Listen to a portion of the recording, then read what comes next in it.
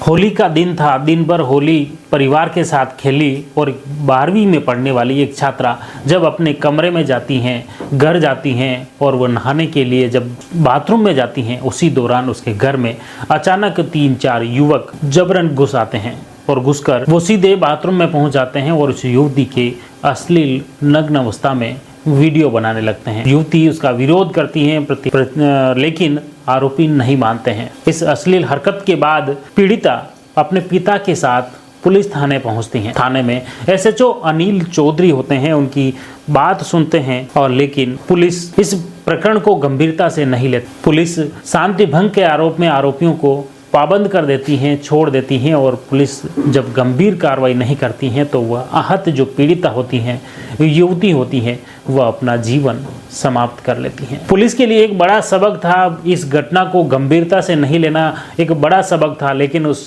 थाना प्रभारी ने सबक नहीं लिया और उसी के चलते एसएचओ कई ऐसे घटनाक्रम करता गया जिसकी वजह से आज पूरे देश में उत्तर प्रदेश पुलिस की किरकिरी हो रही है। पुलिस पर बड़े सवाल उठ रहे हैं। आज उसी थानेदार अनिल चौधरी की कहानी लेकर आया हूं। मैं हूं लक्ष्मण सिंह राठौड़ और आप देखना शुरू कर चुके हैं क्राइम से न्याय तक न्यूज चैनल। उत्तर प्रदेश का अमरोहा जिला, जहां पर 3 जनवरी 2024 को महिला कांस्टेबल वह जाती हैं जिला पुलिस अधीक्षक अनुपम सिंह से मिलने। आपको बता दें कि मुख्य रूप से ये कांस्टेबल होती हैं, मजोला थाने में तैनात होती हैं और वहां पर एसएचओ बनकर आते हैं ललित चौधरी। जैसे ही ललित चौधरी वहां आते हैं और चूंकि वो महिला कांस्टेबल थोड़ी दिखने में खूबसूरत थी, उसे देखते ही वह एक बार रुक जाते हैं और पूछते हैं क्या नाम है, कहाँ रहते हो। तो वह कांस्टेबल अपना नाम बताती हैं, अपना गांव बताती हैं। तो फिर एसएचओ दोबारा पूछते हैं, फिर बोलना क्या नाम, गांव का नाम है। फिर वह दोबारा अपने गांव का नाम बताते हैं। तो फिर वह एसएचओ रुक कर कहते हैं उसके पास ही मेरा ननियाल है, मैं भी वहीं का रहने वाला हूं। उसके पास मेरा गांव है और बुलंदशहर अलीगढ़ जो उनके पास जिला बताते हैं, वहाँ उनका ननियाल बताते हैं। और कहीं न कहीं अपने क्षेत्र की बात जब आती है तो कोई भी स्वतः ही उस व्यक्ति के प्रति सिंपैथी बनती है। ऐसा आभास होता है कि अपने क्षेत्र का कोई व्यक्ति है, अपने क्षेत्र का क्या कोई व्यक्ति आया है, परिचित आया है। तो इसी वजह से वह महिला कांस्टेबल भी एकाएक उसे आभास होता है कि मेरे क्षेत्र के ही थानेदार हैं जो उनके थाने में थाना प्रभारी होकर आए हैं। ठीक इसके बाद जैसे भी जब मौका मिलता है थानेदार उस कांस्टेबल से बातचीत किया करते हैं। कई बार ऐसी भी स्थिति बनती है, थानेदार थाने से निकलते हैं, शाम का समय हो जाता है तो वो कहते हैं मैं छोड़ दूंगा, अंधेरा हो चुका है, मैं मेरे साथ ही ले चलता हूँ। वो एसएचओ खुद उस महिला कांस्टेबल को उसके घर तक छोड़ते हैं। इस तरह उनके बीच में बातचीत बढ़ती हैं, कहीं न कहीं दोस्ती की बातें भी उस बीच में हो जाती हैं, क्योंकि क्षेत्र के होते हैं, क्षेत्र की बात होती हैं, तो कहीं न कहीं इस तरह की नज़दीकियाँ बढ़ती हैं। इस नज़दीकियों के बाद में एक बार थाना प्रभारी उस कांस्टेबल को अपने क्वार्टर पर लेकर जाते हैं। क्वार्टर पर ले जाने के बाद बातचीत के दौरान ही वह उसे इतनी नज़दीक आ जाते हैं कि वह हम बिस्तर हो जाते। हालांकि कांस्टेबल उसका विरोध करती हैं, आपत्ति जताती हैं, लेकिन थाना प्रभारी कहता है कि इतना विश्वास रखो, अभी नहीं तो कल शादी की ज़रूरत होगी तो शादी भी कर लेंगे, लेकिन विश्वास रखो, इसमें आपत्तिजनक ऐसी कोई स्थिति नहीं होगी और कोई भी तुम्हें दिक्कत नहीं होगी। इस तरह उसे विश्वास में ले लेता है और वह उसके साथ अवैध संबंध बनाता है। यह सिलसिला कुछ दिन चलता है। उसके बाद एक दिन उस महिला के पेट में दर्द होता है। उसके बाद वह जांच करवाती हैं तो वह गर्भवती हो जाती हैं। गर्भवती होने के बाद जब ये बात वह उस एसएचओ को बताती हैं तो एसएचओ बोलते हैं अभी समय बहुत कम है, अभी गर्भ धारण नहीं करना चाहिए, एक बार ये गोलियां ले लो और गर्भपात हो जाएगा। उसके बाद वह वैसे ही करती हैं, गोली ले लेती हैं, अपना गर्भपात कर लेती हैं।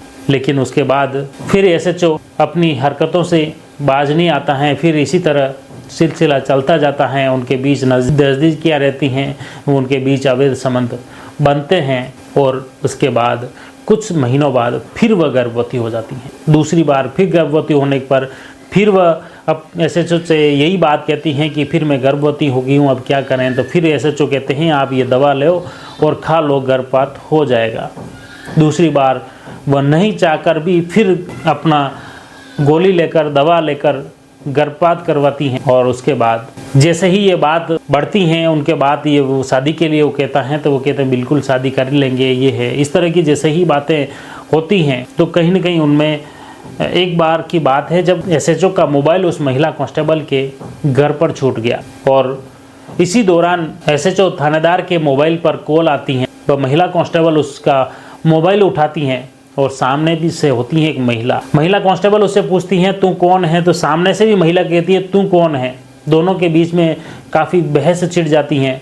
उस दौरान फिर सामने वाली महिला बोलती है मैं तो एसएचओ की पत्नी हूँ, तू कौन बोल रही हैं। तो वह भी एकाएक हड़बड़ा जाती हैं कि मैं भी पत्नी हूँ, कि तू कहाँ से पत्नी हो गई। इस तरह की बातें जैसे ही वास्तविक पत्नी जो कि कांस्टेबल अब तक ये अनभिज्ञ थी कि उस जो थानेदार उनके साथ में जो अवैध संबंध बना रहा है, जो शादी की बात कर रहा है, वह तो पहले से शादीशुदा है। इस बात के बाद वो काफ़ी आहत हो जाती हैं, काफ़ी परेशान हो जाती हैं और आखिर में इस घटनाक्रम के बाद एसएचओ से ललित चौधरी से उनकी काफ़ी अनबन होती है, लड़ाई झगड़ा होता है। उसके बाद वह परेशान होकर वह कांस्टेबल अपने गाँव लौट जाती हैं।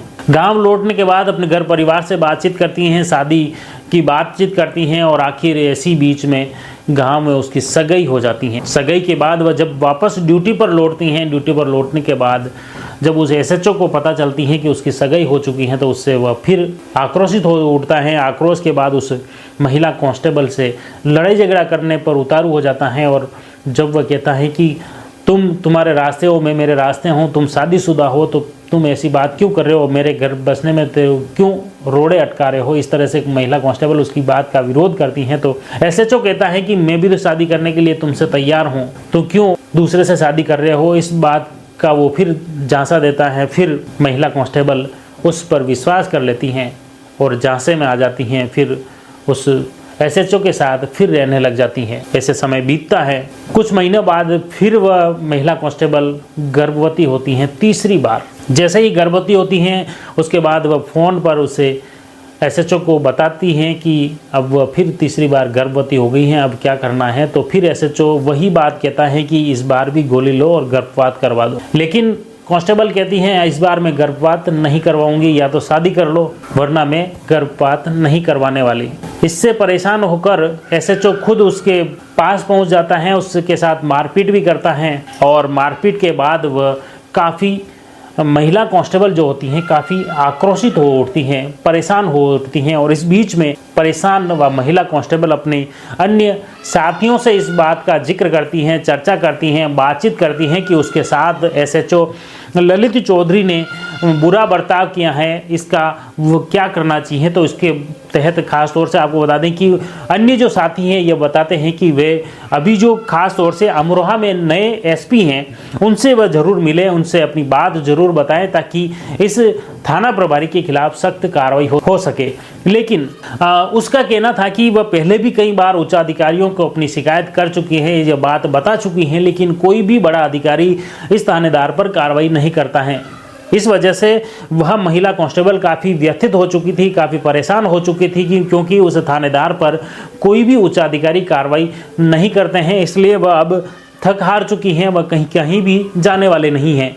लेकिन जब अन्य दोस्तों ने, उसके साथियों ने उस महिला कांस्टेबल से कहा कि अब एक बार आप अमरोहा एसपी के पास जाओ, वह ज़रूर अनुपम सिंह हैं, वो अच्छे हैं और ख़ास तौर से स्टाफ की बात को तसल्ली से सुनते हैं और कार्रवाई भी करते हैं, इसलिए एक बार जाना चाहिए। और इसी के तहत वह महिला कांस्टेबल 3 जनवरी 2024 को एसपी अमरोहा के पास पहुंचती हैं और पहुंचकर जैसे ही उनके सामने पहुंचती हैं तो वो रोने लग जाती हैं, बिलखने लग जाती हैं, उसकी आंखों से आंसू निकलने लग जाते हैं। एसपी उन्हें विश्वास दिलाते हैं और बोलते हैं क्या हुआ है, क्या बात है, ये तो बताओ। फिर वह अपनी सिलसिलेवार बात बताती हैं कि किस तरह से एक एसएचओ ललित चौधरी ने उनके साथ उसके शोषण किया, शारीरिक शोषण किया, किस तरह से उसके साथ झांसा दिया शादी का, वो किस तरह से धोखे से उसके साथ लगातार बलात्कार किया और किस तरह से 2 बार लगातार गर्भपात कराया। ये कहानी सुनकर, ये घटनाक्रम सुनकर एसपी भी गुस्सा हो जाते हैं और पीड़िता को आश्वस्त करते हैं कि आपको निश्चित तौर पर इस पूरे प्रकरण में सहयोग करेंगे, जांच के बाद आपको न्याय दिलाएंगे। और इसी के तहत एसपी तत्काल महिला थाने में फ़ोन करते हैं कि ये कांस्टेबल है, ये आ रही हैं, इसकी रिपोर्ट लेकर तत्काल मुकदमा दर्ज किया जाए। और एसपी के आदेश पर महिला थाना में उस थाना प्रभारी ललित चौधरी के खिलाफ मुकदमा दर्ज होता है। धारा 376, 504, 506 और SC/ST एक्ट के तहत प्रकरण दर्ज किया जाता है कांस्टेबल की रिपोर्ट पर, और उस थाना प्रभारी के साथ ही कुछ अन्य आरोपी भी उसमें शामिल किए जाते हैं। और प्रकरण दर्ज करने के बाद इस प्रकरण की जांच CO अंजलि कटारिया द्वारा की जा रही है। फिलहाल इस पूरे प्रकरण की जांच जारी है, लेकिन जैसे ही ये FIR दर्ज होती है, FIR के बाद अखबारों की सुर्खियों में वह थाना प्रभारी ललित चौधरी होता है। इस घटनाक्रम के बाद कहीं न कहीं सिर्फ उस थाना इलाके की बात नहीं बल्कि पूरे उत्तर प्रदेश में इस ललित चौधरी की वजह से पुलिस की किरकिरी हुई है। आने वाले वक्त में पुलिस की जांच में आगे और क्या कुछ तथ्य सामने आते हैं ये तो आने वाला वक्त बताएगा, लेकिन इस घटनाक्रम ने कहीं न कहीं पुलिस महकमे को झकझोर दिया है कि इस तरह की जिस पुलिस पर आम जन की सुरक्षा की जिम्मेदारी होती है उसी पुलिस का थानादार ऐसा भी हो सकता है। यह कहानी बताना किसी का दिल दुखाना नहीं बल्कि आम जन को सतर्क व सावधान करना है। हम फिर इसी तरह एक नई कहानी के साथ फिर मिलेंगे। आप जुड़ रहिए क्राइम से न्याय तक न्यूज़ चैनल के साथ। धन्यवाद।